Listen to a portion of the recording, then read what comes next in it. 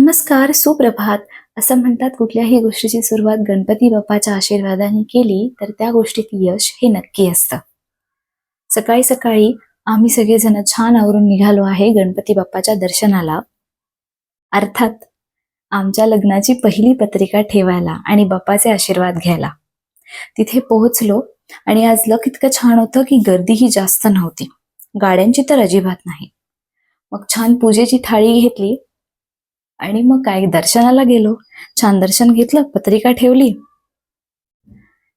आणि मग रिटर्न निघताना वाटेमध्ये पेरू दिसले.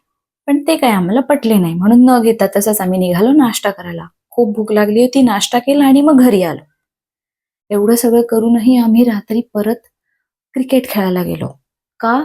तर म्हणे उद्या ऑफिसमध्ये क्रिकेटच्या मॅचेस आहेत आणि मला छान क्रिकेट खेळायचं होतं.